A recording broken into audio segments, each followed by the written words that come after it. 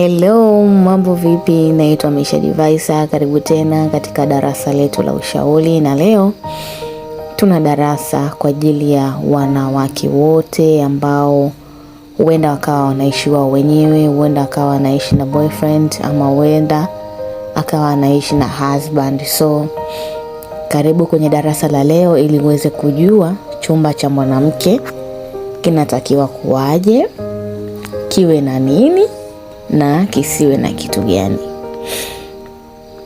Ni wanawake wachache sana ambao wanajifahamu na wanajitambua kuwa chumba cha mwanamke kinahitaji kitu 1, 2, 3.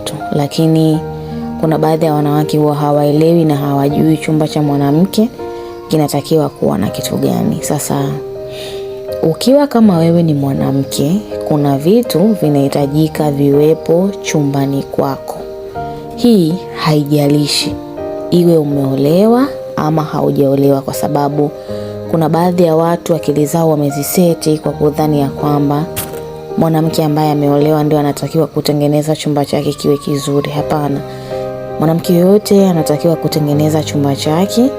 Hata mtu yote akiingia anasema wow, amazing. Chumba kinakuwa na hali ya kushawishi mambo mengine kuendelea. Sasa kama wewe ni mwanamke, kitu cha kwanza ambacho kinatakiwa kisikosekane kwenye chumba chako, mashuka.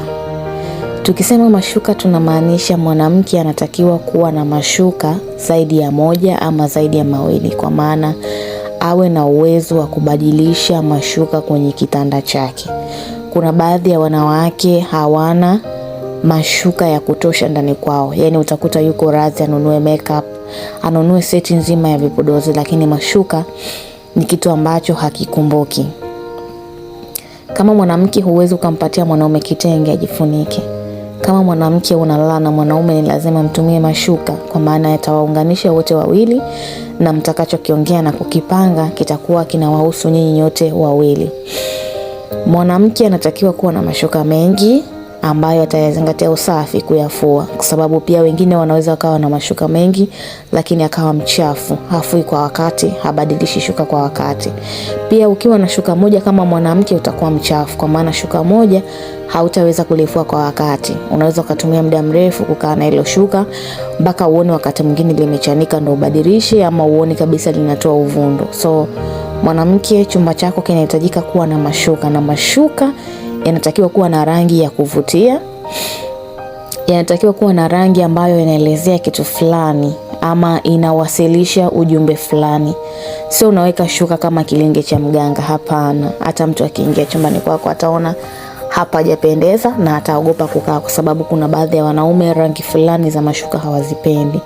Shuka likiwa plain jeusi, shuka likiwa plain nyekundu, wengi huwa hawapendi kwa sababu ni rangi mbaya kwao. Kwa hiyo hakikisha mashuka yako yanakuwa ni mashuka ambayo yanavutia na yanaendana na chumba chako, ili hata mwanaume ana uwezo wa kushawishika kulala ama kuhitaji huduma nyingine pasipo wewe kuongea kitu chochote. Pia itakuonyesha kuwa wewe ni mwanamke ambaye msafi. Kitu cha pili, mwanamke, chumba chako hakikisha kinakuwa na mapazia. Jamani, kuna baadhi ya watu ni warembo, kuna baadhi ya wanawake wanaishi na wanaume ambao handsome, lakini ukija kwenye settings za chumba mapazia hayaendani kabisa na wewe mwanamke. Unakuta mwingine kwenye mapazia amefunga kanga, amefunga sijui vitenge, amefunga sijui mashuka ndo mapazia. No, mwanamke unatakiwa kuwa smart, mwanamke unatakiwa ujipende.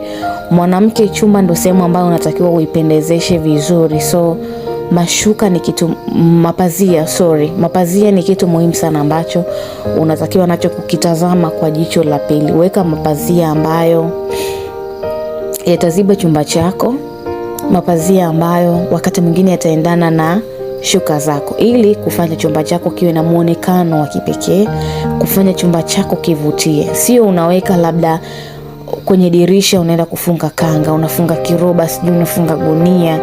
Hainogi na wala haitakutambulisha kama wewe ni mwanamke ambaye msafi.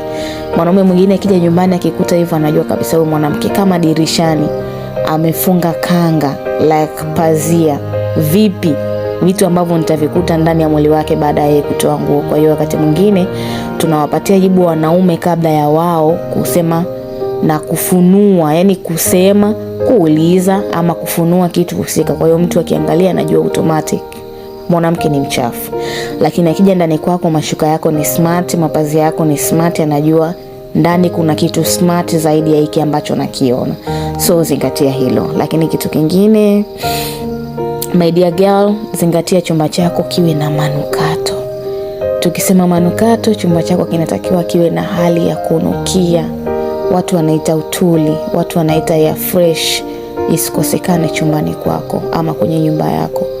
Jamani, kila mtu chumba chake anajua settings zilizopo na kila mtu anajua mwanaume wake ana allergy na nini. So kama mwanaume wako ana allergy na manukato, unaweza kutumia air fresh ambazo hazina harufu kali na haziboi wala hazikeri.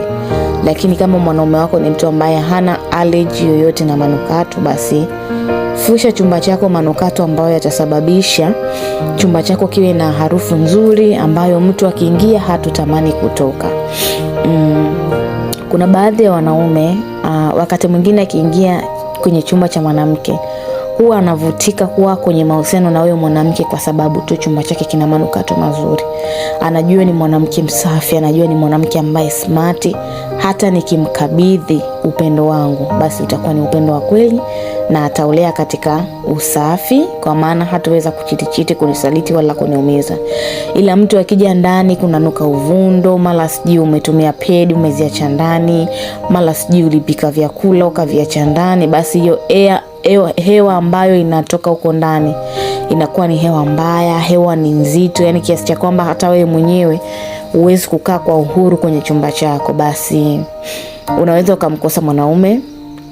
Wakati mwingine kama mko kwenye stage ya mahusiano, kisha kaja nyumbani kwako akasikia hewa harufu mbaya ndani kwako, unaweza kukosa mahusiano na ukakosa hata kuolewa, kwa sababu wanaume ni watu ambao hawaangalii vitu vikubwa kwa wanawake ndipo akuoe.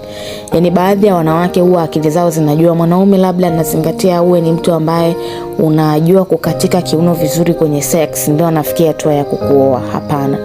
Mwanaume huwa anaangalia vitu vichache kwa mwanamke kama hivi, mashuka, mapazia, manukato, ndipo anavutika na kukuoa.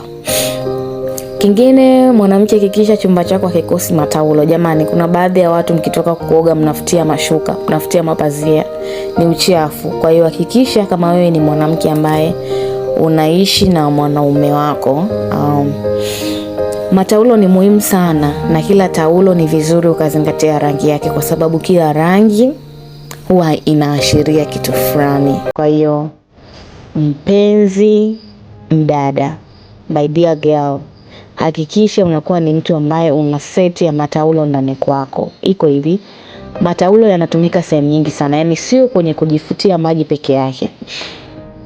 Kuna baadhi ya wanawake huwa mnawapaga wanaume vitenge wavae. Hii yani haileti picha nzuri sana unapokuwa chumbani wewe na mwanaume wako. Yani mwanaume kuvaa kitenge yani like kama mdada hivi, yani haonekani na muonekano mzuri. Lakini taulo ukimvalisha mwanaume alafu likiwa taulo ambalo lina rangi nyeupe, kuna namna ambavyo mwanaume anakuvutia hata wewe mwenyewe na anaendana na nyumba yako ama na chumba chako. So jitahidi uwe na seti ya mataulo. Pia mataulo yatakusaidia wakati mwingine watu ambao wako kwenye sex, wanafanya sex, huwa wanatumia mashuka kujifuta baada ya kupiz, ama wakati mwingine huwa wanatumia boxer zao. So jitahidi kama wewe ni mdada, hakikisha unakuwa na seti ya mataulo ya kujifuta, alafu uwe na vile vitaulo vidogo kwa ajili ya kutumia wakati uko kwenye sex. Hivi ni vitu ambavyo havitakiwi kukosekana kwenye chumba chako wewe ukiwa kama mwanamke. Kwa hiyo uwe na mataulo makubwa, alafu uwe na mataulo ambayo wakati mwingine hata wewe mwenyewe unaweza ukajifutia kwenye uke wako wakati umetoka kumaliza sex. Kwa nini? Kwa sababu sio kila muda utakuwa uko karibu na maji. Kuna wakati mwingine labda mwanaume hahitaji utoke kitandani, so unaweza kutumia taulo kwa ajili ya kufanya usafi kwenye mwili wake na kwenye mwili wako. Ndivyo ambavyo mataulo yanatumika. So usikose taulo chumbani kwako. Lakini kitu kingine ambacho kama mwanamke hautakiwi kukikosa wakati uko chumbani kwako ama na mwanaume wako ni swala zima la kanga. Mwanamke unatakiwa uvae kanga, upite mbele na kanga, mwanaume aone kanga, aone kitu ambacho kimefunikwa na kanga. So jitahidi sana wewe kama mwanamke, hakikisha kanga hazikosi ndani kwako. Unajua mwanaume ni mtu ambaye anavutika na vitu vichache. Mwanaume huwa anavutika na vitu vidogo sana. Yaani sisi katika upeo wa macho yetu na fikra zetu huwa tunaona kanga ni kitu cha kawaida. Unachukua unavaa alafu basi. Lakini mwanaume anathamini na kuheshimu kanga ikiwa imevaliwa na mwanamke, kwa sababu wakati mwingine huwa inawasababisha wanapata hisia pindi ambapo wanaangalia umbo la mwanamke wake likiwa limefunikwa na kanga. Ama wakati mwingine mwanaume huwa anapenda tu kumuona mwanamke wake amevaa kanga, anapita pita nayo. Kwa hiyo jitahidi usikose kanga chumbani kwako wewe ukiwa kama mwanamke, kwa maana kuna baadhi ya wanaume pia wanapenda, wanaume wa Kiswahili wenye tabia za Kiswahili wanapenda kuvalisha kanga kwenye viuno vya wanawake zao. Yaani anasikia raha na kuona raha pindi ambapo anamzungusha kanga mwanamke wake kwenye kiuno. Kwa hiyo kama wewe ni mwanamke, hakikisha chumbani kwako haukosi kanga. Ni nzuri sana kama unaishi na mtu ndani, kwa maana faida zake nimekutajia kwa nini baadhi ya wanaume huwa wanapenda kuona wanawake zao wanavaa kanga.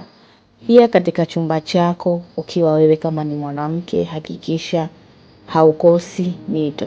My dear, vitu vya kawaida sana huwa tunaviona havina maana yoyote, lakini wakati mwingine vina maana kubwa sana. Kuna baadhi ya wanaume fulani hivi wakati mwingine unaweza kukutana nao katika shughuli za kijamii, maofisini, akawa ni mtu ambaye anapata maumivu ya shingo. Unakuta ukimuuliza vipi, anakuambia mimi silaliagi mto.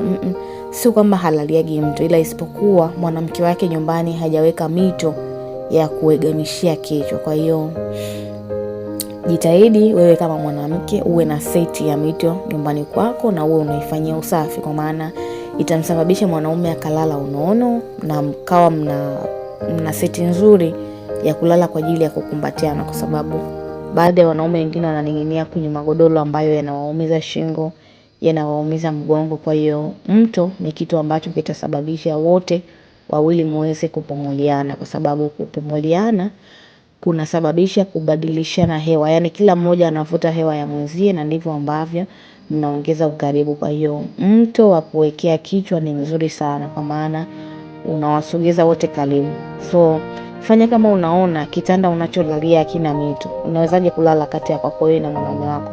Hamtaweza kulala vizuri na hamtakuwa na mawasiliano mazuri baina yako na mwanaume wako. Hivyo chumba chako mwanamke, zingatia kiweze kuwa na mto wa kulalia baina yako na mwanaume wako. I hope kuna kitu ambacho umekipata kwa wewe mwanamke ambaye unaishi mwenyewe, unaishi na boyfriend, unaishi na husband. Chumba chako kinatakiwa kuwa chumba cha aina gani? Ama wewe kama mwanamke ufanye nini wakati uko kwenye chumba chako? Lakini cha mwisho kabisa, zingatia usafi wa kudeki chumba chako. Pia unaweza kutumia manukato. I hope tumeelewana vizuri. Lakini kama wewe ni mtu ambaye unasumbuliwa na tatizo la nguvu za kiume, hakikisha unawacheki Natural Energy ili waweze kukupatia tiba ya kutibu tatizo lako moja kwa moja na kuhakikisha basi unafika mishindo 3 ama 4 wakati uko kwenye tendo na mwanamke wako. Na pia kama wewe ni mwanamke ambaye unapata maumivu, unakosa hamu ya kufanya tendo, hakikisha unawacheki Natural Energy ili uweze kupata tiba itakayokusababisha umchoshe mwanaume wako. Kwa ushauri, kwa madarasa mbalimbali, unaweza kanicheki WhatsApp kupitia nambari yangu ya simu ambayo iko kwenye hizi video. Naweza nikakushauri kwa undani zaidi na nikakupatia group ambalo litakusaidia kupata madarasa live na kujifunza kwa vitendo. Mpaka wakati mwingine, kwaheri.